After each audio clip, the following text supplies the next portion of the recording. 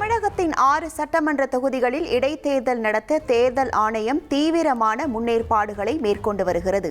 வாக்குப்பதிவு இயந்திரங்களை பரிசோதிக்கும் பணிகள் நிறைவடைந்துள்ள நிலையில் விரைவில் தேர்தல் தேதி அறிவிக்கப்படும் என எதிர்பார்ப்பு.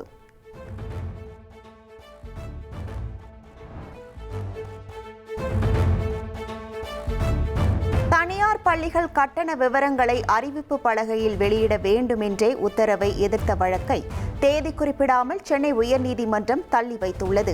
தகவல் உரிமை சட்டம் தங்களுக்கு பொருந்தாது என அகில இந்திய தனியார் கல்வி நிறுவனங்களின் சங்கம் மனு தாக்கல் செய்துள்ளது.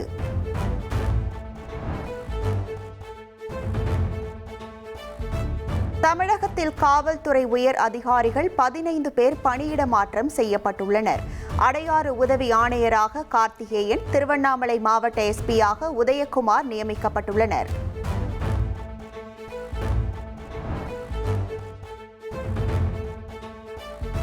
பாஜக, திமுக, அதிமுக எனும் கொள்கை புடலங்காய் சிபிஎம்முக்கு எப்போதும் இல்லை என்று மார்க்சிஸ்ட் கம்யூனிஸ்ட் கட்சி சமூக வலைதள பக்கத்தில் பதிவிட்டுள்ளது. திமுக வெளியில் வேறு உள்ளே வேறு என்றும் கடுமையாக விமர்சித்துள்ளது.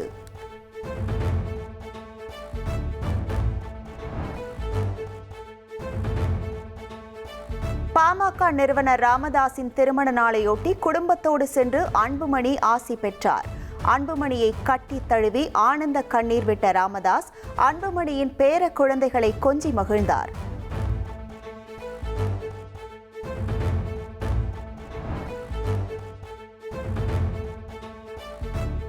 சென்னையில் பள்ளி வளாகத்திற்குள் வெளியாட்கள் நுழைந்தால் தலைமை ஆசிரியர் மீது கடுமையான நடவடிக்கை எடுக்கப்படும் என மேயர் பிரியா எச்சரித்துள்ளார். கட்சி ரீதியான பணிகளுக்கு அனுமதி இல்லை எனவும் மக்கள் பிரதிநிதிகள் தவிர்த்து அனுமதியின்றி நுழைபவர்கள் மீது நடவடிக்கை எடுக்கப்படும் எனவும் உறுதி.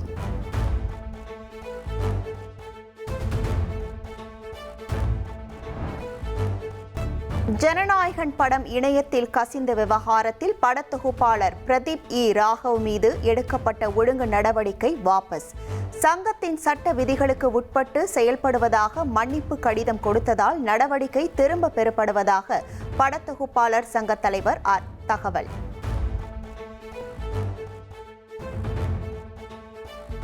கோவை குனியமுத்தூரில் 25 வயது மதிக்கத்தக்க பெண்ணின் சடலம் அரை நிர்வாண நிலையில் மீட்கப்பட்டுள்ளது பரபரப்பை ஏற்படுத்தியுள்ளது.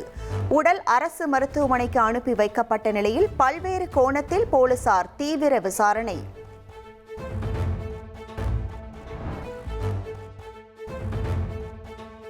மேற்கு வங்க மாநிலம் கொல்கத்தாவின் தாராதலா பகுதியில் கட்டுமான பணியில் இருந்த கிடங்கின் மேற்கூரை இடிந்து கோர விபத்து. விபத்தில் 3 பேர் உயிரிழந்த நிலையில் இடுபாடுகளில் பல தொழிலாளர்கள் சிக்கியுள்ளதால் உயிரிழப்பு அதிகரிக்கும் என அஞ்சப்படுகிறது. இனி செல்லும் இடமெல்லாம் செய்தி. தந்தி டிவியின் வாட்ஸ்அப் சேனலை ஃபாலோ பண்ணினா செல்லருக்கும் இடமெல்லாம் செய்தி. இதோ QR கோட் இப்பவே ஸ்கேன் பண்ணுங்க, ஃபாலோ பண்ணுங்க.